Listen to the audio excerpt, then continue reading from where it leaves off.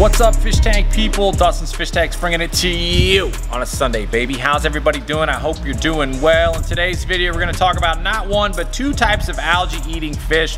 We're also gonna talk about a plant that, because of its roots, came back from the dead. But it's Sunday, it's Species Sunday. I got all kinds of crazy varieties of plants to show you.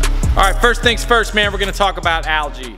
The best way to get rid of algae is to not have it start in the first place. Algae usually starts by too much excess nutrients and too much light. Guess what? When you use the sun and you have a bunch of fish poop, you're gonna get algae here in a greenhouse like what we have here. So the steps to not getting algae in your tank: reduce your lights and reduce the amount of excess nutrients. Or here's an even more fun one: add a ridiculous amount of plants, because the more plants you have, they're gonna absorb those excess nutrients, absorb that extra sunlight. You're not gonna get as much algae, which is why we rip out basins all the time, because we don't have high enough plant loads in them. That being said, this video is inspired by the timeless Mr. Dr. Steinbach. Check this clip out of these tilapia. So, see the algae on this side? Yeah. It's the same situation, same kind of algae on this side. I put 100 tilapia in here, 100 tilapia there, just to clean the whole thing up. The next big deal. Tilapia? Yes. Yeah. A whole bunch of them. These are all tilapia in Mozambique. Ordinarily, the males are black with red fins and white throat. These are blonde form, developed in the Orient. Come on, gang, don't be bashful. So you put 100 tilapia in here? Yeah, just get the algae out of here, yes. When did you put them in? What's today? Today is Monday. Put in Saturday. Saturday? Sunday? Today's Tuesday. You put these tilapia in on Saturday. Saturday, yes. And it looked like on that Sunday. before. On Sunday, all the algae is gone. Wow. For real. There's your algae eater. Yeah. Man, duh. No. Unfortunately, All plants, listen. Unfortunately, some states say they're illegal. Okay, yes. So we decide we are going to get some tilapia. Now look, fish and fighting algae. Do not put your algae problems onto a fish, okay? It is not the fish's problem that you left your lights on too long, or you overfed your tank, or you neglected your tank and you've got algae everywhere. Don't put it on a fish, all right? So what I'm about to show you is a fish that is eating algae, but you don't want to expect a fish to just come in and clean the problem up. And if you do have a fish that comes in and cleans the algae problem up, I'd love to hear it in the comments. But what you can have is you can have them kind of like maintain it or keep it at bay at a certain level. So you kind of find your balance with that, where the fish has enough to eat, but it's not overwhelmed by ridiculous amounts of algae. And I think that we have found such a fish in these tilapia right here. Check these things out. Okay, so we decided to get some of these tilapia. I sadly do not have the scientific name of them, but I do believe they're not supposed to get too large. And so we got them, and they immediately all disappeared, and everybody thought, oh my goodness, they're gonna get eaten by the goldfish. They were gone, okay? They just disappeared. These fish right here have grown faster than Oscars. Check these out.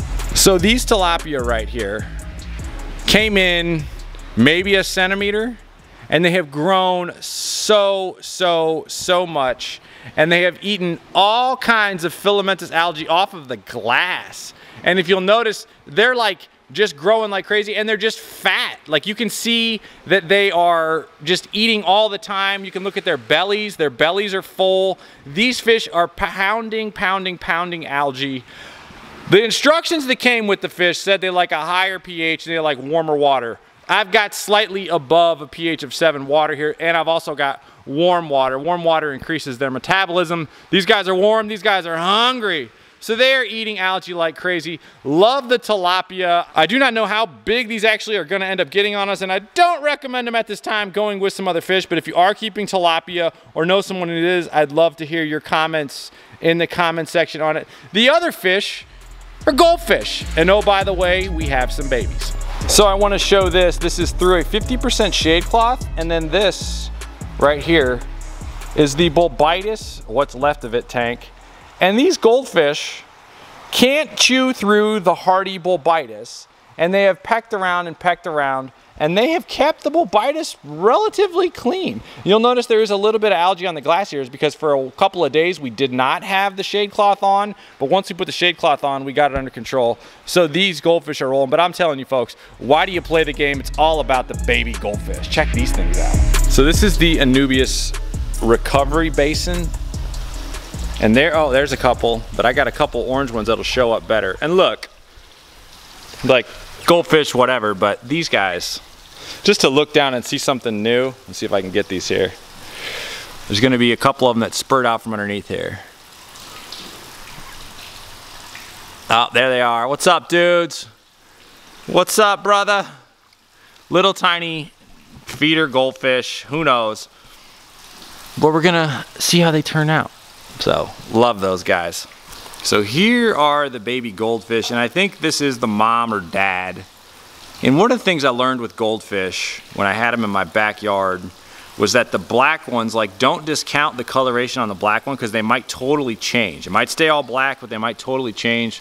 So the viewing from the top is the way to view them. So I love that these couple babies came out with some color on them so you can see them a little better in the basins. But there's the big boy. And we'll get the big boy out of here, but I just want to show that guy right there. Pow. Boom. But I want to show these guys right here. Little baby goldfish. It's the little things, boys and girls. Let you swim back away. Be free. Got to show you the Anubias real quick before I move you to the Starro patch. Oh my goodness. Loving it. And yeah, just the Anubias we're rolling these days. A lot of fun. That's a B team right there. You can see longer ones as well. And we've got this in shade. That's the key. It's actually, we should have more shade over there to protect that basin. Part of our process, by the way, is to make these basins 100% empty, sterile, clean, so that when you put the plants, you don't have to worry about any pests or whatever. But where's rolling that? But I gotta show you the Starro. This week's MVP, Joe, potting everything under the sun. You're killing it, dude. Potting the dwarf hairgrass. But check out the Starro. Oh my goodness, gots to show you. Starginy rippins, intermediate foreground plant, likes a lot of light. This has been grown above water, but we put it underwater a couple days ago, and I am just jacked about how this plant is turning out here. So check this out. Let's pull up a random pot here. And we pot these with a little bit of nutrients in the substrate because plants like to eat, and Starro is actually a heavier root feeder, so I'll show you this bad boy right there. But a little tall, all those big leaves will melt off, but that plant is happy. Look at the roots at the center there. I don't know if you can see that, but super pumped about this, folks. If you like what we're doing, subscribe. Make it an awesome week, and tank on.